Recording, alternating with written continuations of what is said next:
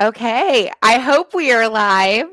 Well, thank you, Alice, number one, for your patience as we've been dealing with technology. We've been trying to have this conversation with our friends on LinkedIn for like 2 weeks now, but we did it.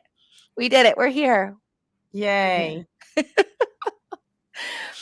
So, Alice, I know that we've been kind of talking about, the work that we both do, helping people with communication, stress management, and we've got some stuff coming up with the holidays. And so, just kind of want to open up for a conversation. How are you mentally preparing for the holidays, and what are some good tips that we can give our friends on LinkedIn? Awesome. So let's just first talk about preparation, Yeah. right? So if you know that you are going to be at a party, a dinner, a meal, maybe an entire week with someone that you know that you either have opposing views with, perhaps they are triggering to you, you need to make sure that you know how to de-escalate yourself. So before you ever even head over there, you want to maybe practice some breathing techniques. I like the one where you count inhale on a count of 4 and the count is really slow. Then you hold for a count of 5 and then exhale on a count of 6. And if your listeners even try maybe 2 or 3 rounds of that just in a very short, less than 1 minute cycle, you're going to notice that your nervous system is going to calm down and whatever feelings you're having sort of like go down, right? Because you're Yeah. taking a break, you're deep breathing, that sort of thing. So you want to make sure that you can do that. You want to have one-liners in your back pocket. So something like, hold that thought, I'll be right back. Or let me run to the restroom and we can talk about that when I get back. Like these kind of one-liners so that when someone says something that is upsetting to you, triggering to you, instead of responding with rage, outrage, anger, like anything that's going to escalate it, you want to just say, hold that thought, let me step out and I'll be right back, right? And so to have these phrases sort of in your back pocket, so when you can't think about what you want to say, just pull out that phrase and use it. Exit the room, use the deep breathing, and then you can re-enter after you think about how do I want to best respond. So that's number one, just prepare. Yeah. Kind of like preparing for battle, but let's prepare for peace, okay? Yes, I And think that's so so, yeah. important. So you want to kind of do that. So you want to really practice your de-escalation techniques that way, right? So that's number one. Yeah. So that's preparation. Then when you are actually there, if someone says anything, you really want to try to hear the other person's viewpoint first. So even if you disagree, even if you think it's ridiculous, whatever the case is, you want to try to leave your judgment out of the conversation. I know that is very, very difficult for most people to do, but do your best to leave the judgment out. What does that mean? Well, as a mediator, I have to do it all the time because I have to show up and be Yeah. neutral, right? And so if someone is doing something immoral, unethical, any of those things, they cannot feel from me that I'm judging them. Yeah. I have to be so neutral. How do I do that? You turn off the background thoughts that are going on in your mind, right? So I'm not going to come into a conversation and thinking to myself with you, Faith, oh, Faith is an idiot. She doesn't know what she's talking about. She's ridiculous. Because if I have that running in the background, you're going to feel it immediately. Definitely. Going to come across in my facial expression, in Yeah. my demeanor, in my attitude, in my tone of voice, in my body language. Literally, I don't have to say anything, and you're going to be able to tell right away that I have all these judgy feelings. So leave the judgment out when you're having a conversation with someone who you disagree with. Leave it out. Then you want to really hear what they have to say. Now, a lot of times people say, tell me more about that. Like they use the phrase, tell me more about that. And while you can use it, that's sort of a very elementary way to have that conversation. And I Yeah. want my listeners to have a little bit more an advanced way. And so you want to try not using the words the word why when you're asking questions, but changing them to what and how questions, Mm. right? So for example, you might tell me some belief that you have that I disagree with. And I might say, tell me, like, how did you get to that conclusion? Or what was it that made you feel this way or think this way or Yeah. believe this. I might ask questions such as, did you believe this your entire life, or was there some pivotal point in your life that made you change your mind? So you see how I'm just digging deeper? Yeah. And if I'm asking you this from a place of true curiosity with zero judgment, Yeah. you're more likely to open up to me and tell me the truth. If I show up with all my running words in the background of my head thinking like, oh, Faith is a complete idiot, and I go, what would ever make you think such a thing? You're going to be like, I'm not telling Alice because I'm not going to put myself in the line of fire. Yeah, your walls are already gonna be up just because you Yes. can feel that. Yeah. Right. And so you want to make sure that you're giving them a safe space. So I feel like the art of conversation has been lost because we have Yes. all forgotten how to reserve a safe space for one another. Yeah. And Right. I think it's so important too. You mentioned this at the beginning, kind of that pausing, not only to take the deep breaths, but I think sometimes in this art of conversation, we almost feel that when someone asks a question or says something, we have to respond right away. And oftentimes, especially if you're in the heat of the moment, you're not thinking with your logical brain, you're thinking with your emotional brain. And so I would challenge anyone to, whether it's with family, friends, even at work, is something you can feel kind of triggers an emotional response.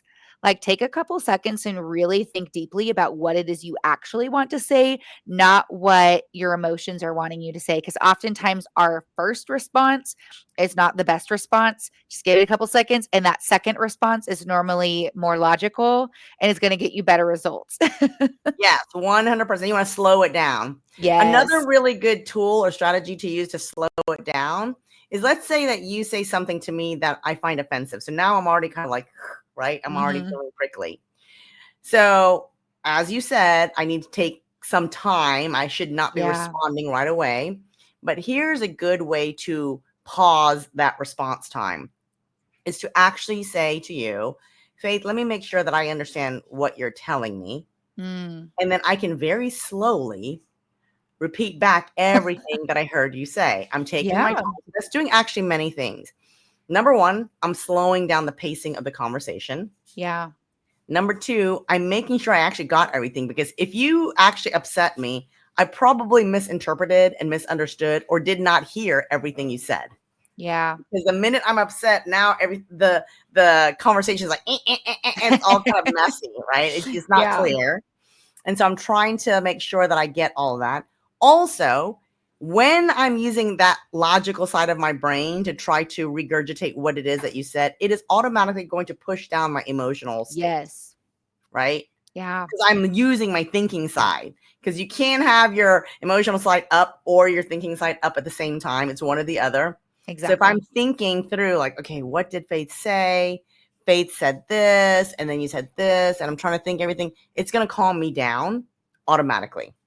Yeah, and it makes sure that you actually understand what the person is trying to say, because sometimes we respond based on what we think Thought. people are saying, or we automatically assume intentions. I Yeah. love that practice of kind of the reflective. I recently went through a training on like reflective practice over like a 15-hour course where that's really a lot of what you do when someone shares something.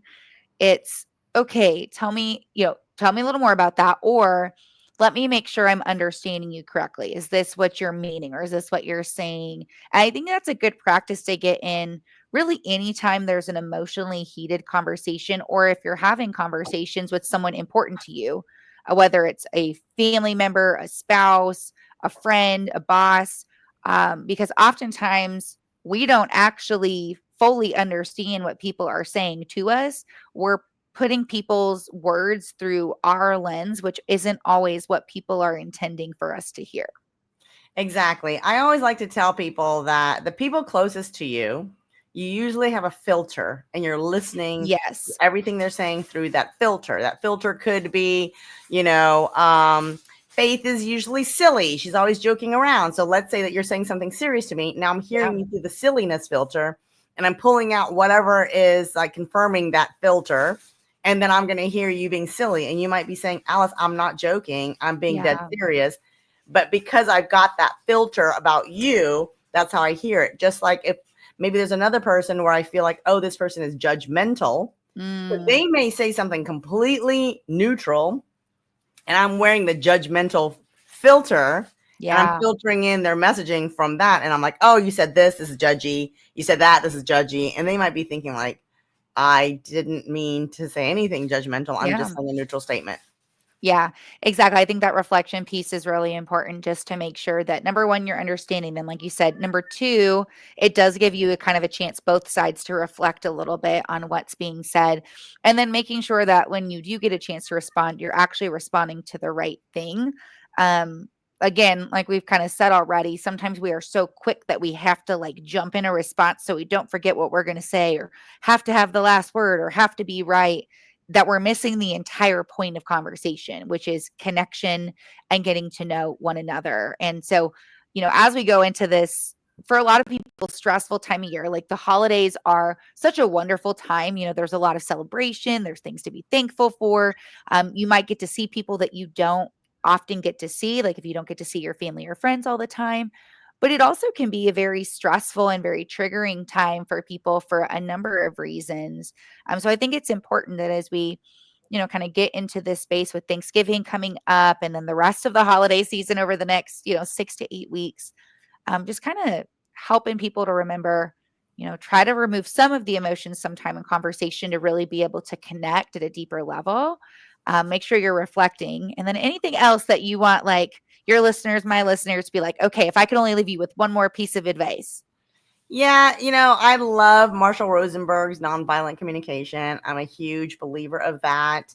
I feel like a lot of people don't gravitate towards it because it's called nonviolent communication. So if you don't feel like you're being violent in your communication, you might not necessarily, look to that book. Yeah. But it gives you four steps, and I always want to tell people about it. The first step is just stating a neutral evaluation, just what is going on, take out all your judgment. So it sounds something like this: hey Faith, when you call me on the phone, and you're a few minutes late, right? It's literally like a Yeah. neutral statement. How it makes you feel: it makes me Yeah. feel. And then state an emotion. And then you say, I need, and what is that emotional need I have? And Mm, then state the request. So then it sounds like this. Step one: Faith, when you call me 3 or 4 minutes late when we have a call, it makes me feel devalued. mm, I need to feel valuable to you. Could you please call me at the time that you say that you're going to call me? And so if you can be vulnerable and let people know what the emotion is yeah. that you're feeling instead of covering it up with anger, you Mm, will more likely connect with people, because people connect with points of vulnerability. yeah. And so often people hide those points with anger. And sometimes they don't even realize what they themselves are feeling, right? They Yeah. just feel anger. And I'm like, no, no, no, there's something else hiding underneath there. Dig a little deeper, figure out what is it, Yeah. find that point of vulnerability within yourself, be able to express it with a word that is an emotional word, asking for what it is that you need, and then making that request. And that should go a long way in keeping the conflicts down. Isn't it so interesting that oftentimes we get frustrated that people aren't meeting our needs? But if we don't know exactly what it is that we need, how are we able to ask for it? Exactly. So Yeah. it requires a lot of self-reflection. Yeah, that's not always easy. Well, thank you, Alice. I hope you have a fabulous holidays, and we will be back after the holidays at some point to be doing some more regular conversations around communication, emotions, and all the fun things. So have a Awesome. good one. All right. Bye.